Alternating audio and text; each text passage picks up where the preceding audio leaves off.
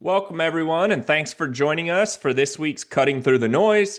As always, our goal isn't to react to every headline, but to step back and look at what the data are actually telling us, and just as importantly, what they're not telling us. So, we're going to start with our chart of the week, which focuses on the future trajectory of policy rates, and then we'll walk through the key economic and market indicators that are shaping the investment landscape today. So, this week's chart of the week looks at where policy rates may be headed from here. After a historically aggressive tightening cycle followed by meaningful rate cuts, we appear to be entering a new phase, one where policy rates are likely closer to a plateau than to another major inflection point. Now, inflation has clearly cooled from its peak, but progress hasn't been perfectly linear. That leaves the Fed in a position where patience makes sense. The takeaway here isn't that rates are about to fall sharply, it's that the environment is shifting from rapid policy change toward greater rate stability. Now, Kevin Warsh, who was nominated to be the next Fed chair, believes that we are in a period of productivity boom, and that should help to keep inflation low and could support lower rates from here. We'll just have to see what the policy mix is going forward. So that backdrop helps explain what we've seen so far this year. 2026 has gotten off to a solid start, even as economic growth slows from last year's pace. Financial conditions remain reasonably supportive, and markets are adjusting to a world where rates are no longer zero, but they're also not moving higher. This is a very different environment than either the post COVID stimulus period or the tightening shock we experienced earlier in the cycle. Now, one of the most visible byproducts of this environment has been a weaker US dollar. Historically, dollar weakness tends to coincide with global expansions rather than recessions.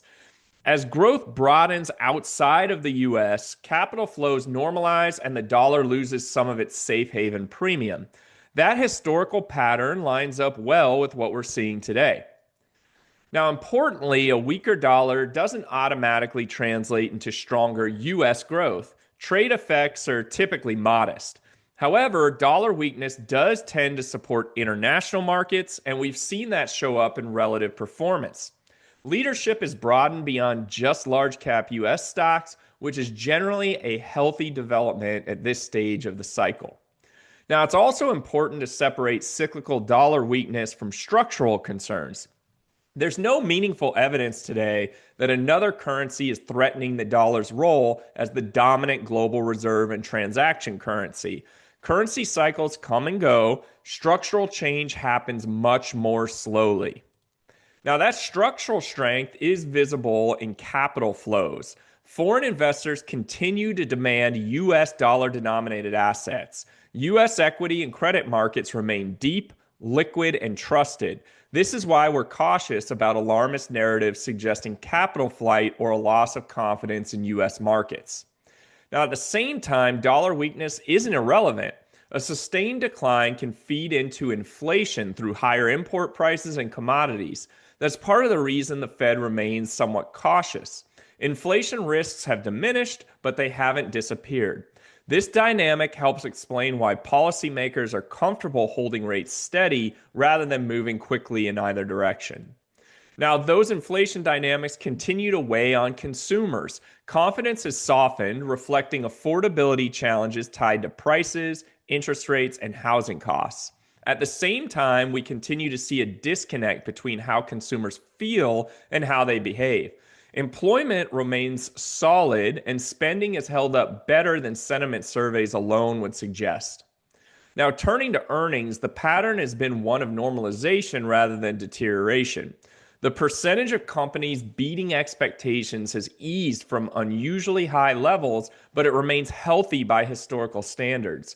Expectations are simply becoming harder to beat as the cycle matures.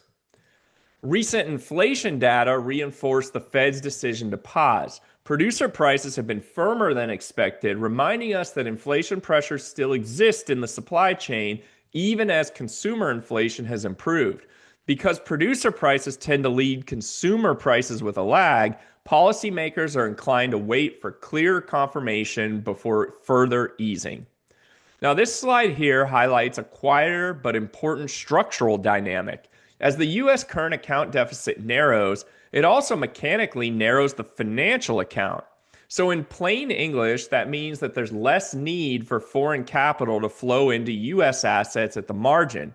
This doesn't imply capital flight, and it's not a bear market signal. Foreign demand for U.S. assets does remain strong, but it does represent a headwind to the extraordinary U.S. asset dominance we've experienced since the global financial crisis. Over long periods, capital flows tend to follow trade and income flows. If the U.S. requires less external financing, we should expect somewhat less incremental demand for U.S. equities and bonds and potentially more balanced global leadership over time. This is a structural backdrop, not a market timing consideration. Now, that structural rebalancing is also visible in central bank behavior. Many global central banks have been diversifying reserves, including increasing allocations to gold.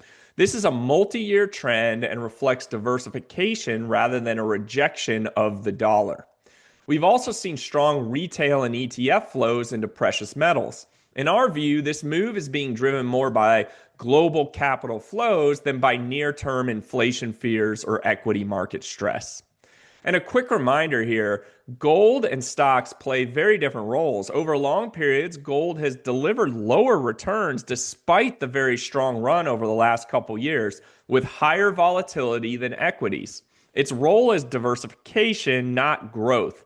The fact that both have risen recently highlights that they're responding to different forces. So pulling it all together, policy rates appear closer to a plateau than to another major inflection point. Economic growth is slowing, but in an orderly way that does not yet signal recession. The labor market is cooling just enough to support disinflation, though slower income growth is something to watch. Earnings remain resilient, helped by productivity and margin discipline, but valuations do leave less room for disappointment.